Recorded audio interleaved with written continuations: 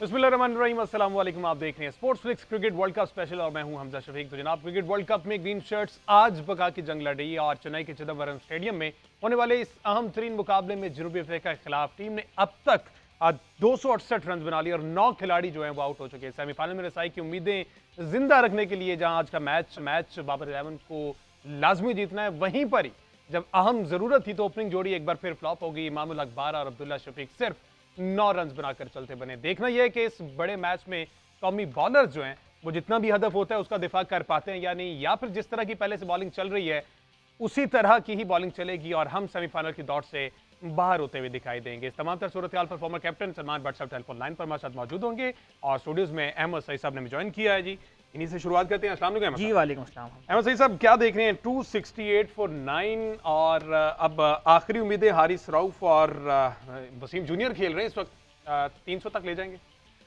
जी हमजा, हम मुतवातिर हर शो में ये बात करते आ रहे हैं कि इस वर्ल्ड कप के अंदर वो टीम कामयाब रहेगी जिसके टॉप 6 आके 50 ओवर खेलेंगे और वो एक बड़ा मजमुआ जो है वो स्कोर बोर्ड के ऊपर सजाएंगे। जिस तरह से मैच के शुरू में हमने बात की थी, पिच बिल्कुल सीधी है, कोई ग्रास नहीं है उसके ऊपर और बहुत ज़्यादा मूवमेंट भी नहीं थी। तो जिस किस्म की पिच के ऊपर इन्हें खेलना शुरू किया था उसके हिसाब से तो ये स्कोर यकीनन ठीक नहीं लग रहा है। स्कोर बोर्ड को इससे ज़्यादा रन्स का बोझ इस वक्त उठाए हुए होना चाहिए था। लेकिन हम अगर ये देखें तो पाकिस्तान की बैटिंग लाइनअप ने बहुत ज़्यादा एक्सपोज किया अपने आप को। बॉलिंग को इतनी अच्छी नहीं हुई, लेकिन पाकिस्तान के जो बैटर्स थे उनके जो शॉट सिलेक्शन है वो क्वेश्चनेबल है। ख़ास तौर पर जो टॉप 3 में हमने देखा अब्दुल्ला शफीक, इमामुल हक और उसके बाद जो मोहम्मद रिजवान है वो जिस तरह से शॉट खेलते हुए आउट हुए, मेरा ख्याल है कि वो पुअर चॉइस ऑफ शॉट था।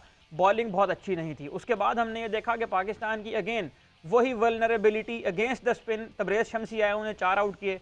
पाकिस्तान के खिलाफ तबरेज़ शमसी अब तक 6 मैचेस में 13 खिलाड़ी आउट कर चुके हैं और अगेन बार बार बात करने के बावजूद पाकिस्तान की टीम जो है वो अपनी शॉर्ट पिच के ऊपर भी जो वल्नरेबिलिटी है उनकी, उसको भी ठीक नहीं कर पा रही है और पुअर शॉट सिलेक्शन की वजह से इस वक्त पाकिस्तान की टीम 270 रन बमुश्किल बना पाई है और पाकिस्तान को अब कम से कम जो है वो 50 ओवर खेलने हैं ताकि एक काबिल कदर मजमुआ जो है वो हम स्कोर बोर्ड। बट सब ने भी ज्वाइन कर लिया। बट सब वंस अगेन हम कंप्लीट और 50 वो खेलने में नाकाम अभी तक दिखाई दे रहे हैं। 47वां ओवर इस वक्त चल रहा है, 268 रन हैं। मुकम्मल तौर पर ये डिजास्टर इसे कह सकते हैं। देखिए हमजा, बात कुछ ये है कि हमारे दुख बदल ही नहीं रहे। वही कह लें कि 50 ओवर खेलना ही हमारे लिए मुश्किल हुआ है और हम एक टेम्पो जब खेलने जाते हैं तो ऐसा लगता है कि जो टेम्पलेमेट हमारे दिमाग में आ गया है हम उसे बदल नहीं सकते। जो मिल गया बस वही किए जाना है। हालांकि शादाब अच्छा खेले, शादाब के बाद नवाज को भी पता है कि सामने मेरे आ गए वसीम जूनियर, मैं सीनियर हूँ, मैं 8-8, 9-9 करूँ तो अभी भी हम 300 पे पहुंच सकते हैं। लेकिन उन्होंने भी बगैर सोचे समझे हिट मार दी, जबकि हर ओवर में दो वाइड बॉल, एक आधा चौका तो वो खुद खा रहे हैं। और साउथ अफ्रीका ने कोई अच्छी बॉलिंग नहीं की। हमने बिल्कुल पुअर शॉट सिलेक्शन और पुअर हमारी अवेयरनेस है और यही वजह है कि हम एक अच्छा खासा प्लेटफॉर्म हर बार जाया कर बैठते हैं। बिल्कुल इस तरह है। और बट सब जो सूरत लग रही, मेरे ख्याल अगली दफा आईसीसी से रिक्वेस्ट करके, वैसे भी हमने इतनी रिक्वेस्ट की है, यही कह सकते हैं कि ओवर जरा कम करवा दें वर्ल्ड कप में, क्योंकि हमारे प्लेयर्स जो हैं वो कंप्लीटली नाकाम दिखाई दे रहे हैं ओवर खेलने में कंप्लीट। अब क्या देख रहे हैं? 2 अगर 80 तक जाता है पाकिस्तान तो ये डिफेंड करने में हमारी बॉलिंग लाइनअप कामयाब हो सकती है इन कंडीशन में, अभी तक जिस तरह से विकेट ने बिहेव किया। देखिए हमारी बॉलिंग लाइन को फिर कह लीजिए कि एक चमत्कार ही करना होगा। शानदार उनको बॉलिंग करनी होगी, शानदार हमें फील्डिंग चाहिए होगी और ये भी दुआ करनी होगी कि जैसी बैटिंग हम कर रहे थे साउथ अफ्रीका भी वैसी करे, क्योंकि वो बैटिंग अभी तक खासी कामयाब रही है लेकिन वो टारगेट सेट करते हुए बहुत कामयाब रहे हैं। चेस में उनके ऊपर डेफिनेटली प्रेशर आता है। हॉलैंड ने उनको आउट किया था जल्दी 240 समथिंग या 250 की चेस में, लेकिन वहां पर पिच पे उस पिच में फास्ट बॉलिंग के लिए मदद मौजूद थी। लेकिन यहाँ पर पिच बहुत अच्छा है। अगर हम इस पिच की बात करें जो आज बैटिंग हुई है, पिच पे तो कुछ ऐसा था ही नहीं कि जहाँ पे बैटिंग के लिए मसला हो रहा हो। लेकिन हमारे जो मसाइल हैं वो खुद क्योंकि हम उनको पैदा कर लेते हैं और उनका हल हम निकालने के बजाय उसमें गलतियां ऐड किए जा रहे हैं। तो बड़ा ही आज जो है ना, शाह शकील अच्छा खेले आउट हो गए, बाबर सेट हुए आउट हो गए। तो हमने अभी पिछले शो में भी अपने मैच से पहले यही बात की थी कि जो सेट हो जाए वो बड़ा स्कोर करे, लेकिन हमें बड़ा स्कोर किसी की तरफ से नहीं मिल पा रहा। अच्छा बट साहब, इसमें आप क्या समझते हैं कि ये कोई बहुत अच्छी बॉलिंग थी या पुअर शॉट सिलेक्शन थी? जिस तरह से विकेटें हम गिरते हुए देखते रहे, तो आप शॉट सिलेक्शन के बारे में क्या कहना चाहेंगे पाकिस्तानी बैटर्स की? मैं यही तो अर्ज कर रहा हूँ कि यहाँ पर हमारे प्लेयर जो हैं अच्छा खेलते हुए सेट होने के बावजूद जो है ना उन्होंने अपनी गलतियों से आउट हुए हैं।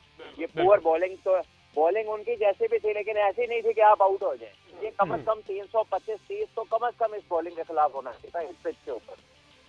बिल्कुल। अच्छा बट साहब, अगेन ओपनिंग पार्टनरशिप हमारी डिसअपॉइंटिंग रही, जिस तरह से अब्दुल्ला शफीक और इमामुल हक ने बाहर जाती बॉल को जिस तरह से छेड़ा, और ये मेरे ख्याल आउट हो गए। 271 का टारगेट है जी। अब अगेन पाकिस्तान एक मरतबा फिर से इस इवेंट में 50 ओवर खेलने में नाकाम हो गया है। Allrounder Wasim junior, allrounder Wasim junior, बिल्कुल जी। 270 रन।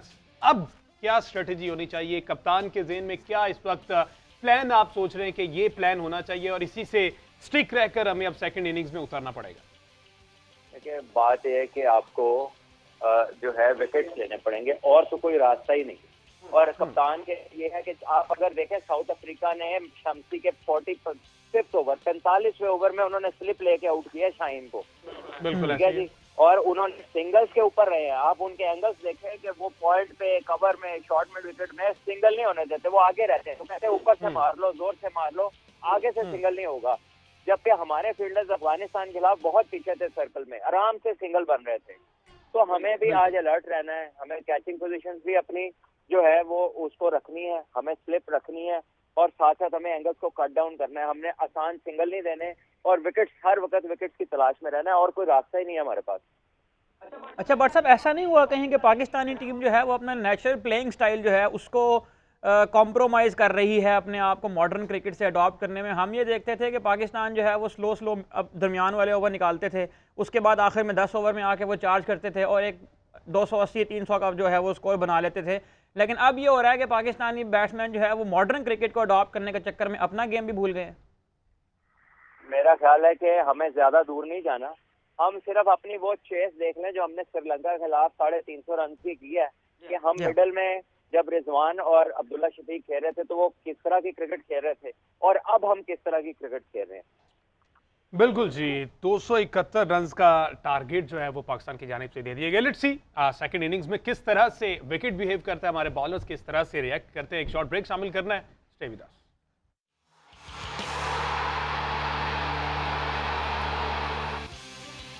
वेलकम बैक जी। बात हो रही क्रिकेट वर्ल्ड कप के हवाले से। पाकिस्तान वर्सेस साउथ अफ्रीका, बड़ा इंपॉर्टेंट मैच इस वक्त चल रहा है। 271 रन का टारगेट दे दिया गया है साउथ अफ्रीकन टीम को। मीनवाइल आकिब कुरैशी ने भी स्टूडियोज में ज्वाइन कर लिया है। बट सब अब चूंकि 271 का टारगेट सेट कर दिया गया है, क्या समझते हैं? नया बॉल करने के लिए शाहीन शाह अफरीदी तो हमारे पास हैं, लेकिन दूसरा ओवर कौन करेगा या पहला? आप समझते हैं इफ्तिखार अहमद कारआमद साबित हो सकते हैं? देखिए, डिपेंड करता है। अभी तक उन्होंने जितनी बॉलिंग किया, अच्छी बॉलिंग किया और डिकॉक जो है वो कह लीजिए कि फास्ट बॉलर को नेचुरली साउथ अफ्रीकन बहुत अच्छा खेलता है। बिल्कुल। और आपके पास जो मौका है वो ये है कि आप सिर्फ और सिर्फ विकेटें लेके जीत सकते हैं। इन रन से टीम को रोकना मुश्किल हो जाएगा। तो ऐसे में पाकिस्तान ने थोड़ा आउट ऑफ द बॉक्स जाना है, चांसेस लेने हैं और चांसेस लेते रहेंगे और अपने चांसेस को अवेल करेंगे, तभी जाके कह लीजिए कि आप उनकी विकेटें ले सकते हैं और ये मैच जीत सकते हैं। अदरवाइज तो जिस तरह का पिच है, स्पिनर के अलावा तो बड़ी मार है यहाँ पे। पर साहब, बाबर आजम की performance once again disappointing. 50 runs के बाद जब सेट होने की बारी आती है वहां पर बाबर जो है वो आउट हो जाते हैं और उनका आउट भी थोड़ा बहुत मुश्किल दिखाई दे रहा था। जिस तरह से कॉट बिहाइंड हुए, निक हुआ हल्का सा, समझते हैं बिल्कुल आउट थे या फिर वही टेक्नोलॉजी में जो मसला आ रहा है? नहीं, ये खैर DRS तो नहीं था, ये तो स्निको था और उसने दिखाया कि उनके ग्लव्स या बैट पे कहीं पे बॉल लगा तभी वो आया है ऊपर। उसके जो आ जाता है आपको फ्रीक्वेंसी वो आती है नजर, उस लाइन में ब्रेकेज आती है। तो देखिए, हम उस पर तो क्वेश्चन इसलिए नहीं कर सकते कि मसला तो DRS का है, स्निको का ऐसा कोई मसला नहीं अभी तक सामने आया नहीं है। लेकिन अनफॉर्चुनेट है कि बाबर आजम जो है ना वो सेट, हम बाबर आजम ही नहीं, आज तो 6-7 प्लेयर 30-40 रन करके आउट हुए और हमने आज यही बात की थी कि जब आप आते ही आउट हो जाए तो मसला नहीं है, लेकिन अगर आप 25-30 रन बना के आउट हो रहे हैं ना तो फिर आप इसलिए रिस्पॉन्सिबल हैं कि आपके सामने राज हो गए पिच के, पिच कैसा है, बॉलर कैसा है, कितना ब्रेक हो रहा है, कुछ हो रहा है, नहीं हो रहा, और आपकी आय सेट हो गई, आपने 4-5 चौके मार लिए, उसके बाद तो आपको बड़ी इनिंग खेलनी चाहिए। लेकिन वहां पे जब हमारी विकेट गिरती हैं और उसका तवातुर रुकता नहीं है तो फिर हमारी जो रिकवरी है, जैसे ना हम 5 ओवर 4 ओवर पहले फिर आउट हो गए, अगर हम 26 बॉलों में 40 रन और करें तो बात तो हमारे फिर 310-15 रन बन ही जाते हैं। तो हम वो अपने ओवर्स ही नहीं यूटिलाइज करेंगे तो किस तरह हम मुकाबले करेंगे उन टीमों के जिनके बैट्समैन आराम से पूरे ओवर खेल रहे हैं। अच्छा बट साहब, आपको क्या लगता है ये जो सऊद शकील को उन्होंने उसके ऊपर इफ्तिखार अहमद को बारी करने भेज दिया, क्या आपको लगता है डिसीजन ठीक था इफ्तिखार अहमद को ऊपर बारी करवाने का? देखिए ये बिल्कुल डिसीजन ठीक था, बिकॉज इफ्तिखार अहमद इस तरह के प्लेयर है कि जो कह लीजिए आराम से भी खेलना जानते हैं और बड़े हिट मारना जानते हैं। लेकिन जो हमने आज देखा कि उनका टेम्पो क्या था, इफ्तिखार का टेम्पो वही था कि जैसे वो आखिरी 10 ओवर खेल रहा है। बिल्कुल, हमने उन्हें बारहा निकल के खेलते देखा, बड़े शॉट लगाने की कोशिश में देखा और आखिरकार वो बड़ा शॉट मारते हुए आउट हो गए। जबकि अगर वो सेट हो जाए तो जिस तरह की साउथ अफ्रीका की फास्ट बॉलिंग थी है और जो ये आखिर में बॉलिंग करते हैं, इफ्तिखार बड़ा 100 कर सकते थे यहाँ पे। लेकिन मसला यही है कि हम ऊपर भेज के शायद पैगाम, पता नहीं अब क्या प्लान उसको बताया गया था, लेकिन ऊपर उसको भेजने का मकसद ये था कि वो सेट होने के बाद लॉन्च करें। लेकिन वो तो ऐसे ही खेल रहे थे कि जैसे शायद अभी आखिरी 4-5 ओवर्स में आ गए। ठीक है। अच्छा, रिजवान की थोड़ी सी बात कर ली जाए। रिजवान जिस तरह से आए और 31 रन की इनिंग्स खेली, एटलीस्ट मैं ये समझता हूँ कि इंटेंट शो किया उन्होंने रिजवान ने, लेकिन अनफॉर्चुनेट रहे जिस तरह से वो आउट हुए। 31 रन, एक छक्का 4 चौके हैं। तो इस तरह की इनिंग्स जो है वो बिल्ड करना एक एंड पे बड़ा जरूरी है, जब दूसरे एंड पे बाबर आजम खड़े हो तो समझते हैं। बट सब रिजवान जिस तरह से शॉट्स खेल रहे थे उस टाइम वो जरूरत थी शायद उस सिचुएशन की। देखिए पॉजिटिव इंटेंट तो है, मैं मानता हूँ इस बात को, बड़ी अच्छी बात है। पॉजिटिव इंटेंट को आप दिखाते हैं, लेकिन पॉजिटिव इंटेंट में गेम का एक कह लीजिए कि चले रिजवान आउट हो गए पॉजिटिव इंटेंट में, अगला आया वो भी पॉजिटिव इंटेंट में, उससे अगला आया वो भी पॉजिटिव इंटेंट में। तो अब हम ये कह दें तो यार इंटेंट बड़ा अच्छा था लेकिन नतीजा वही निकला भाई। इंटेंट के साथ अवेयरनेस भी होनी चाहिए ना गेम में। ठीक है। अच्छा बट साहब, इसमें बट साहब हमने ये आज जो इनिंग का बिहेवियर है उसमें देखें तो पाकिस्तान की इनिंग में नंबर 2 से लेकर नंबर 8 तक के जो बैट्समैन हैं उन सारों ने 20+ स्कोर किया है। लेकिन अगेन वही बात है कि वो सेट होने के बाद सारे आउट होते गए और इनिंग उनसे बिल्ड नहीं हुई। तो मोहम्मद रिजवान की भी अगर हम इंटेंट की बात करते रहे तो अगर आपने 27 बॉलों पे 31 करना है और उसके बाद इतनी गैर जिम्मेदाराना शॉट मार के आपने आउट हो जाना है, तो मेरा ख्याल है सीनियर प्लेयर को देख के ही फिर जूनियर सीखेंगे। देखिए यार, रिजवान और बाबर ने बहुत दफा रन, और मैं आपको बताऊं कि एट टाइम्स ऐसा लगता है कि वो कह लीजिए कि जैसे ओवर टाइम नहीं होता, वो ओवर टाइम भी करते हैं।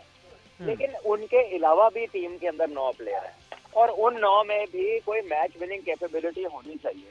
उन 9 ने भी कहना है कि यार कोई नहीं, अगर आज तुम लोग नहीं कर सके ना तो हम करके दिखाते हैं। लेकिन जो सबसे ज्यादा अफसोस की बात है कि वो जो बाकी 9 लड़के हैं उनमें से हाथ उठे हुए ज्यादातर आपको नजर आते हैं। अगर आप दूसरी टीमें देखते हैं, देखें क्विंटन डिकॉक ने 200 किए, वो नहीं चला, नीचे से क्लासन ने 100 कर दिया। उनमें को जल्दी आउट हो जाए, नीचे से आपको मार्करम अड़ जाता है, मार्करम अड़ता है, नीचे से आकर कर देता है। इसी तरह आप इंडिया की टीम में देखें, रोहित शर्मा जल्दी आउट हो जाए, कोहली नहीं होते, वो ऊपर से लगा खेल जाए तो बाकी नीचे से रिस्पॉन्ड करना शुरू हो जाते हैं।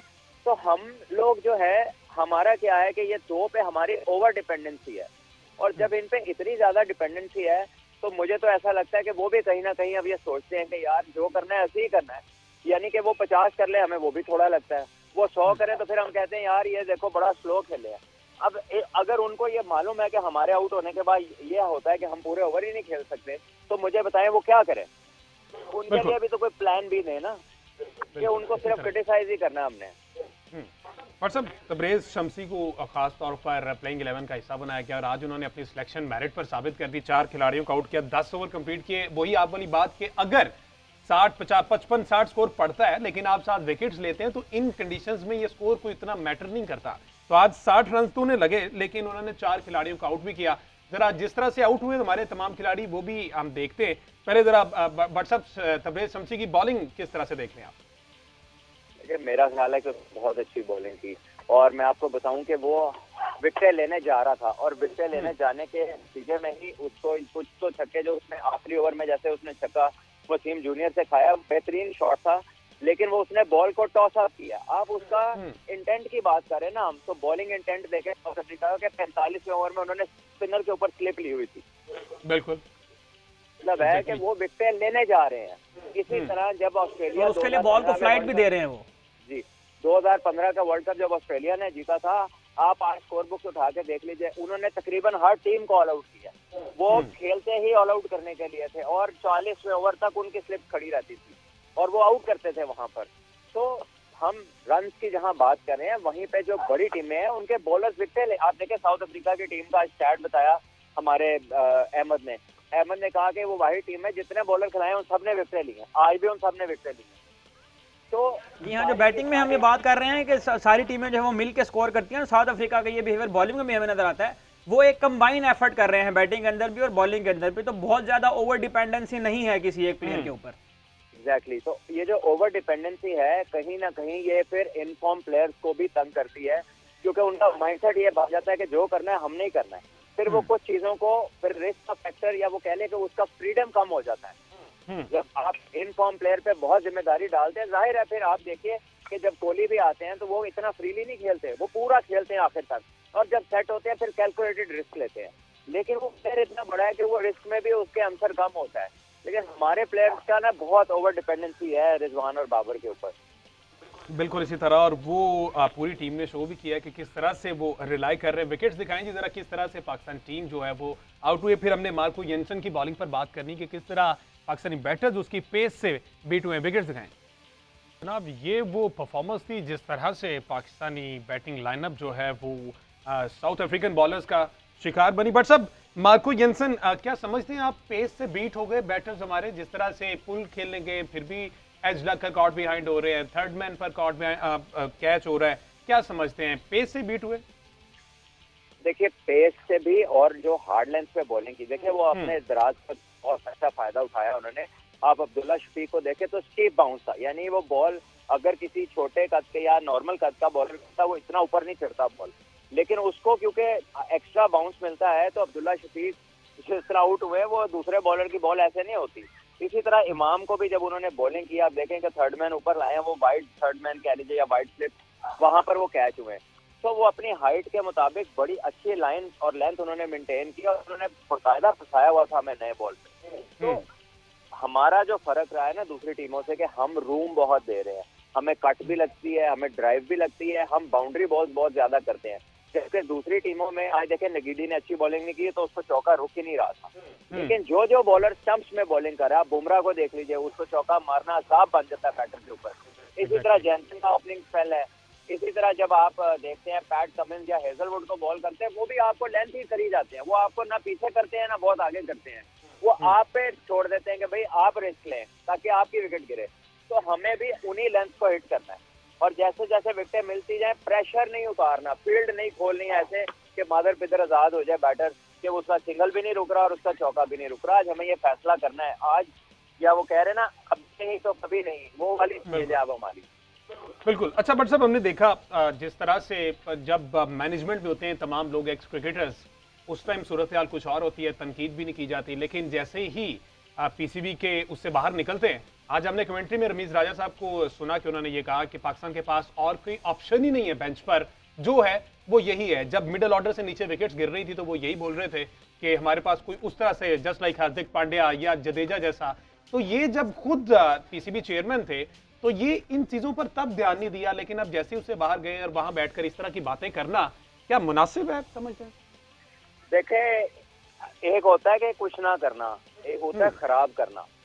ये जब आए हैं तो इन्होंने काम खराब किया, इन्होंने बच्चों की पीजीएल करवाई है। बिल्कुल। जो बच्चों की जिंदगी का वो हिस्सा होता है जहाँ पे वो टेक्निक याद करते हैं, जहाँ पर वो अपने कह लीजिए कि टेक्निकल फॉल्ट्स को दूर कर रहे होते हैं और डेवलप कर रहे होते हैं अपनी स्किल्स को, वहाँ पे इन्होंने बच्चों को T20 खिलाना शुरू किया, जो कि कह लीजिए कि जहर कातिल साबित होता है बच्चे की ग्रोथ में।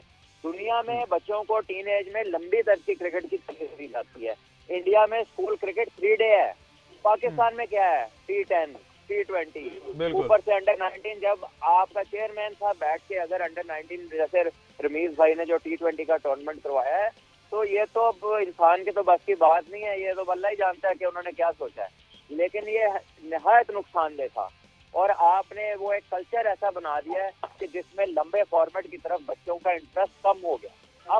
अब आपके जो क्रिकेट बोर्ड है उसने आपकी पुराने कॉन्स्टिट्यूशन के मुताबिक डिपार्टमेंटल क्रिकेट कर दी है, 2 दफा आपको रीजन में भी फर्स्ट क्लास मिलेगी, डिपार्टमेंट में भी आपको रीजन में भी ग्रेड 2 मिलेगी, 4 दिन का मैच। और वैसे भी ये चीजें जब तक नहीं होंगी आपके स्किल्स डेवलप नहीं होंगे। देखिए पहले भी पाकिस्तान ये नहीं था कि हर दफा ही वर्ल्ड चैंपियन बन जाता था, लेकिन आपके पास हमेशा बैकअप होता था।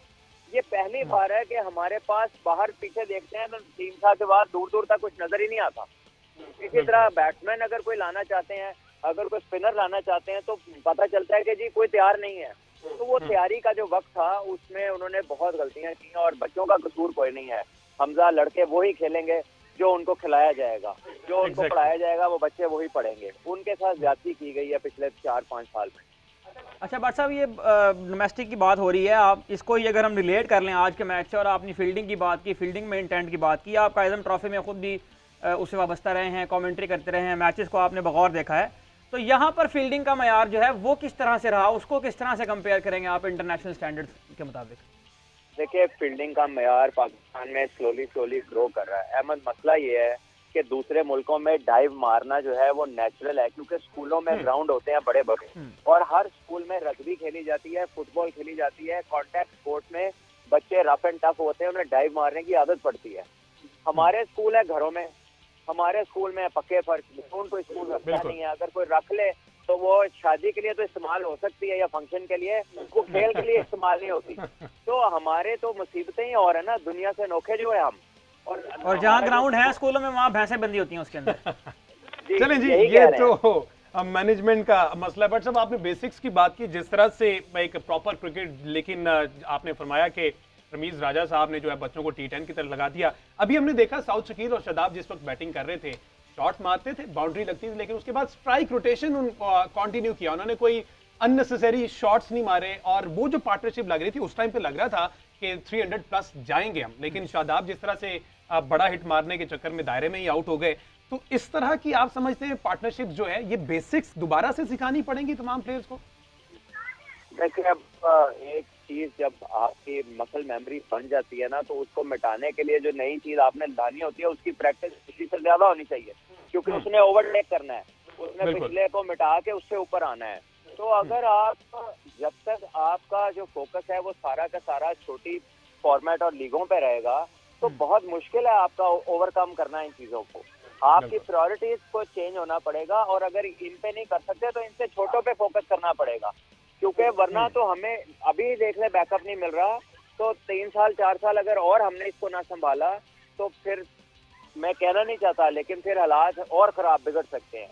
तो ये जो अभी आप देख रहे हैं कि आपकी जो आइंदा स्कूल क्रिकेट है, अल्लाह करे कि वो एटलीस्ट 50 ओवर की हो या 2 दिन का मैच हो, स्लोली आप अपने बच्चों को बेसिक्स की तरफ ले जाएं, और फिर आपको बैकअप भी मिलेगा और ज्यादा अच्छे कह लीजिए कि आपको प्लेयर्स भी मिलेंगे। आज ही तो सईद भाई और आमिर खान का जिक्र कर रहे थे, बिल्कुल बैट्समैन होके 80-90 रन कर देते थे 10 ओवर में, ठीक है। आज हम कहते हैं कि जी बैट्समैन तो कर ही नहीं सकते, हमें तो वहां पे हिटर चाहिए।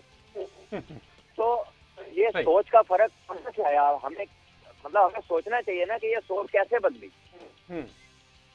आकिब कुरैशी साहब, ये कराची ने मैच जीता, कायद-ए-आज़म ट्रॉफी फाइनल, आपने देखा कि ज़का साहब ने कोई खास मीटिंग की है सरफराज अहमद से, और गालिबन साथ शाहनवाज धानी थे, मेहमान ख़ुसूसी थे। तो ये अब दोबारा से उन पर रिलाय करने की कोशिश है या वैसे कॉन्ग्रेचुलेट करने का? देखिए हमजा, ये तो एंगल निकालने की बात है कि जो मर्जी एंगल निकाल लें, लेकिन फैक्ट तो यही है कि पीसीबी चेयरमैन जो मैनेजमेंट कमेटी है ज़का अशरफ, वो अभी पिछले दिनों कुछ एक्स क्रिकेटर्स के साथ भी मिले हैं, जिनमें मोहम्मद यूसुफ थे, आकिब जवेद थे।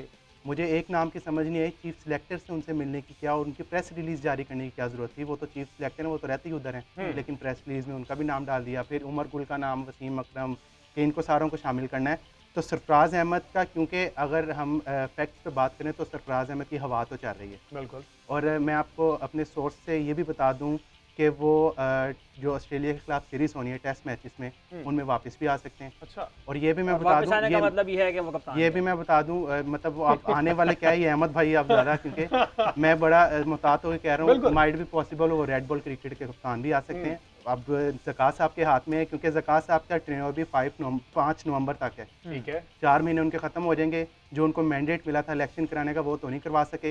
अब गवर्नमेंट के कोर्ट में बॉल है कि वो इनको एक्सटेंशन देते हैं कि नहीं देते।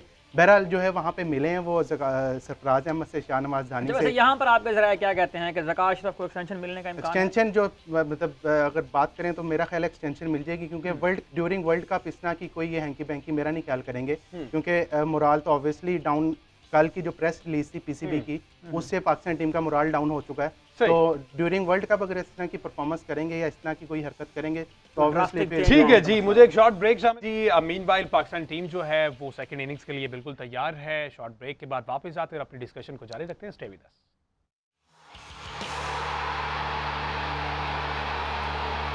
वेलकम बैक जी। बात हो रही क्रिकेट वर्ल्ड कप के वाले से। पाकिस्तान वर्सेस साउथ अफ्रीका जो इंपॉर्टेंट मैच इस वक्त चल रहा है, 271 का टारगेट दे दिया और साउथ अफ्रीकन ओपनिंग पेयर इस वक्त क्रीज पर मौजूद है और एक चेंज देखने में आया कि इफ्तिखार अहमद नया बॉल करने जा रहे हैं। सलमान भट्ट साहब, दुआएं सुन ली गई हैं और शायद क्विंटन डिकॉक जो कि आप पहले बात कर रहे थे वो ये आपने बात की थी कि क्विंटन डिकॉक की परफॉर्मेंस को देखते हुए हो सकता है कि बाबर आजम इफ्तिखार से ओपन करवा लें बॉल, लेकिन वही हुआ। बिल्कुल अच्छी बात है, होना चाहिए। सलमान भट्ट साहब जैसे ही ज्वाइन करते फिर उनका कमेंट लेते हैं।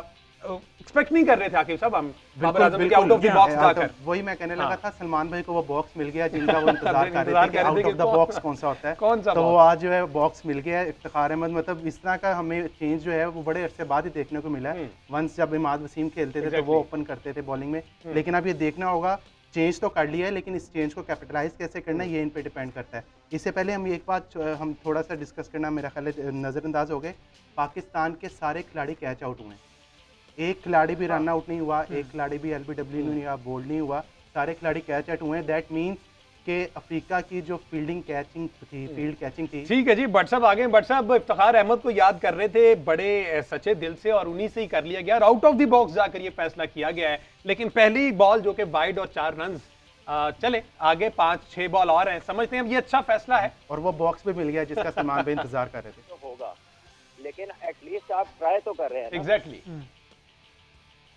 एग्जैक्टली ट्राई कर रहे हैं। हाँ जी,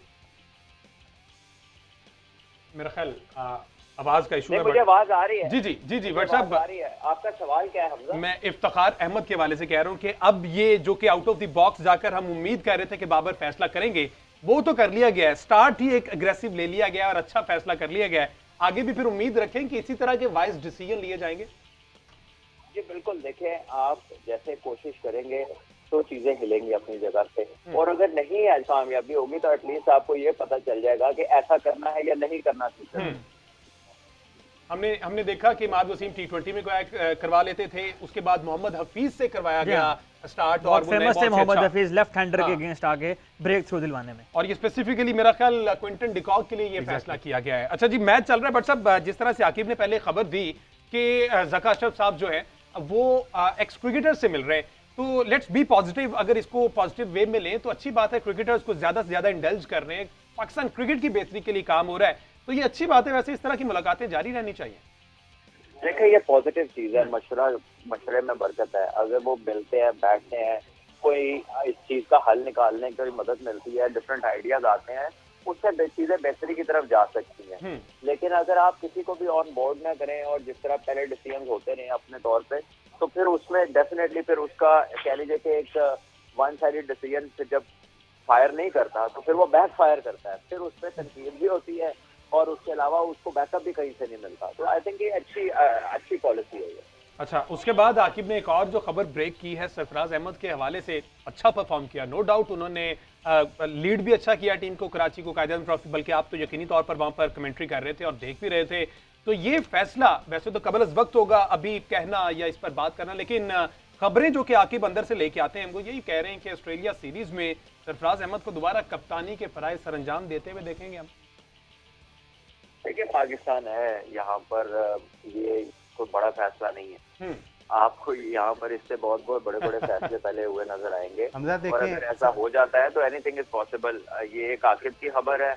और देखिए और भी र्यूमर्स हैं इस बारे में, कई जगहों पर शान का भी नाम लिया गया है। अच्छा। और चीफ सेलेक्टर साहब उनसे भी खुसूसी मुलाकात कर चुके हैं। जी वो भी कर चुके हैं, और काफी हमने उनको एक्टिव देखा मैच के दौरान, फील्ड प्लेसिंग में, चेंजेस में, हर जगह वो कंसल्टेशन में थे। तो नाम तो चल रहे हैं, लेकिन क्या ये वक्त है ये वाली बातें करने का? बिल्कुल इस पे गौर करना चाहिए। सवाल बिल्कुल यहाँ ये। पे सलमान भाई ने भी बात की ना, जिस तरह पाकिस्तान है तो कुछ भी हो सकता है। बिल्कुल ठीक कह रहे हैं। जहाँ पर ड्यूरिंग वर्ल्ड कप पीसीबी जो है एक प्रेस रिलीज़ जारी करके ये कह सकता है कि हम 2023 वर्ल्ड कप की परफॉर्मेंस का बकौर जायज़ा लेंगे। तो सबको ही पता है कि जायज़ा लेना है, लेकिन आप इस तरह के अल्फाज कह के, इस तरह की प्रेस रिलीज़ जारी करके अपनी टीम को क्या कहना चाहते हैं? हम सबको पता है कि वर्ल्ड कप के बाद क्या चेंजेस होनी है। हम सबको पता है किसने बाहर जाना है, किसने आना है। अब कोई नाम नहीं लेना चाहता तो ऑब्वियसली लेना भी नहीं चाहिए, लेकिन हम सबको पता है कि क्या चेंजेस होनी है। तो लेकिन इस एक जो बोर्ड है, सरबराह जो है वो इस तरह की चीज़ें कह रहा है कि हम जो है मैंने इंजमामुल हक और बाबर आजम को फ्री हैंड दे दिया था। यानी कि आप कहना चाह रहे हैं कि टीम जीते या हारे हमारा उससे कोई ताल्लुक नहीं। बाबर आजम और इंजमाम जाने, उन्होंने टीम सेलेक्ट की थी, बाबर आजम ने कप्तानी की थी, तो वही सारे जिम्मेदार हैं। तो मेरा ख्याल है इस तरह की चीज़ें जिस तरह सलमान भाई की बात की पाकिस्तान में होती हैं, तो इस तरह की चीज़ें यकीनन पाकिस्तान में ही होती हैं। अब 19 नवंबर के बाद कौन आता है और कौन जाता है, ये अब तकरीबन कोई 10-20 दिन तक हमें पता चल जाएगा कि किसने आना है किसने जाना है। तो वही वाली बात कि पाकिस्तान में कुछ भी हो सकता है। ढके छुपे अल्फाज में व्हाट्सएप फिर बाबर को अल्लाह हाफिज मेरा ख्याल कह दिया गया बोर्ड की जानिब से। देखिए बात सुनिए, अभी ये मैच आ जाए, इसके बाद 3 मैच है। अगर आप अच्छी क्रिकेट खेलते हैं, देखिए कुछ भी होने का मतलब ये नहीं है कि जो आवाज आ रही है वही होना है। ये कुछ भी हो सकता है। तो आप इसलिए ओपन रहिए और अभी जो मैच चल रहा है पहले इसको देखिए। और ये कुछ होने में ये भी हो सकता है कि हम आज का मैच जीत जाए। बिल्कुल हो सकता है, क्यों नहीं हो सकता, इंशाल्लाह बिल्कुल होगा। क्रिकेट है, किसी भी टाइम जिस तरह से एकदम से पाकिस्तान बैटिंग लाइनअप तो क्लैप्स की है, हो सकता है उससे जल्दी ये क्लैप्स कर ले। अगर नीदरलैंड उनको जल्दी पकड़ सकते हैं तो पाकिस्तान की बॉलिंग लाइनअप एटलीस्ट नीदरलैंड से बेहतर है, और ये आज के मैच में साबित करेंगे शहीन शाह अफरीदी, हारिस रऊफ और हमने भी साबित करना है और अफ्रीका ने भी साबित करना है कि वो चौकर्स हैं। बिल्कुल ये और शाहीन शाह अफरीदी को अपनी 100 ओडीआई विकेट्स मुकम्मल करने के लिए 4 विकेट्स की जरूरत है, जो कि आज के मैच में के संगे भी लबूर हो जाएगा। क्लासन को आउट करके ये 100 विकेटें ले लेंगे और उनकी तरफ से भी ये यकीनी तौर पर होना चाहिए। अच्छा बट साहब, ज्यादा से ज्यादा प्रेशर जो है वो हारिस रऊफ पर है, क्योंकि प्रीवियस जो उनकी प्रीवियसली परफॉर्मेंसेस रही हैं, जिस तरह से उनको ज्यादा से ज्यादा रन्स पड़ रहे हैं, कुछ टेक्निक में आपको मसला दिखाई दे रहा है जिसमें आप कुछ उन्होंने काम करके इस मैच में आए होंगे, या फिर समझते हैं कि उसी तरह ही जोर लगाएंगे और विकेट टू विकेट बॉल नहीं करेंगे? देखिए जोर लगाना तो उनकी खासियत है और जो तेज गेंदे कराना ही है वो उनकी वजह शोहरत है, लेकिन लाइन और लेंथ जितनी अच्छी होगी, जितना वो रूम कम देंगे, उतना उनके इफेक्टिव होने के ज्यादा चांसेस हैं। और यही पाकिस्तान चाहता है, यही आप चाहते हैं, यही मैं चाहता हूँ कि वो स्टंप टू स्टंप उनकी लाइन हो और लेंथ उनकी आइडियल हो। क्योंकि अभी जनाब पहले ही ओवर की 3 गेंदें और 10 रन जो लगे, इससे पहले शादाब खान को मेरा ख्याल हिट हुए थे ग्राउंड में, और जिसकी वजह से ये थोड़ा सा मैच रोकना पड़ा। ये जो अभी आपने बात की ना फास्ट बॉलर की, हारिस रऊफ को, जिसने सलमान भाई ने एलैबोरेट किया है, तो सबसे अहम पॉइंट ये देखना पड़ेगा कि इस सारे सिनेरियो में, क्योंकि जो कैंप होता है, ड्रेसिंग रूम होता है, उसमें तो रसाई नहीं होती ना वहाँ पे आती हैं। सबसे इंपॉर्टेंट बात होगी कि मॉर्नी मॉर्कल ने इनको क्या सिखाया होगा कि हमारे बैट्समैनों के खिलाफ कैसे खेलना है। कहना तो उनको यही है ना कि उन्होंने यही कहना कि हमारे बैट्समैन है, क्योंकि उनका भी ताल्लुक जनूबी अफ्रीका से है। उनको क्विंटन डिकॉक के बारे में ज़्यादा पता होगा, उनको बाबूमा के बारे में ज़्यादा पता होगा, उनको डेविड मिलर के बारे में ज़्यादा पता होगा। तो अब ये देखना होगा कि ऑब्वियसली मॉर्नी मॉर्कल ने बताया तो होगा कि साउथ अफ्रीका के बैट्समैन इधर लैग करते हैं, इधर उनका प्रोफेशन है, इधर स्ट्रेंथ है। तो लेकिन अब उनके बताने में इम्प्लीमेंट जो है करना वो हारिस रऊफ का काम है, शाहीन अफरीदी का काम है। अब मुझे दोपहर में पता चला कि मिकी आर्थर का ताल्लुक भी साउथ अफ्रीका से, बिल्कुल अच्छे तरीके से जानते हैं। बट साहब लास्ट कमेंट आपसे लेना चाहूंगा, क्या समझते हैं जितनी पहली इनिंग्स में हमने विकेट का देखा बिहेव किया, जिस तरह से स्पिनर्स मोहम्मद नवाज और साथ शादाब खान, तबरेज शमसी ने अच्छा परफॉर्म किया, हमारे ये 2 बॉलर जो है, आप समझते हैं इन कंडीशंस में अभी इस मैच में परफॉर्म उस तरह से कर पाएंगे? अच्छी बॉलिंग करेंगे तो फिर कुछ भी पॉसिबल है, लेकिन खतरे की बात यह है कि शादाब को डॉक्टर बाहर ले गए हैं और ये नहीं मालूम कि शादाब को इंजरी क्या हुई है, क्योंकि काफी देर वो जमीन पे पड़े रहे, वो गिरे, थ्रो मार के और स्टिल रहे काफी देर, और फिजियो और डॉक्टर सोहेल उन्हें बाहर ले गए। तो मैं तो तब से दुआ कर रहा हूँ कि अल्लाह पाक ये सही रहें और आज अच्छी बॉलिंग करें, क्योंकि इनकी बीच में बॉलिंग आनी है और वहां पे मैच का डिसीजन पॉसिबल होना है। तो अल्लाह ताला पाकिस्तान के हक में बेहतर करे। और जिस तरह आकिब की लॉजिक है कि वो बहुत पता है साउथ अफ्रीका का, तो जो हमारे 11-12 बंदे साथ हैं, इनमें से अगर हम हर मुल्क से एक-एक कोच ले आए तो फिर हमें सबका पता लग जाएगा। ठीक हो गया जी, बहुत शुक्रिया जी भट्ट साहब।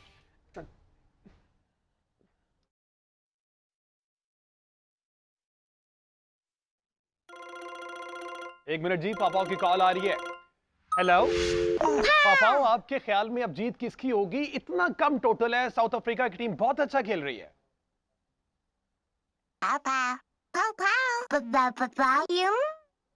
जबरदस्त जी, पापा का ख्याल है बिल्कुल पाकिस्तानी टीम पूरी एनर्जी लगा रही है इवेंट में रहने के लिए। तो आप भी अपनी एनर्जी बहाल करें और फूड पांडा से डील्स ऑर्डर करें।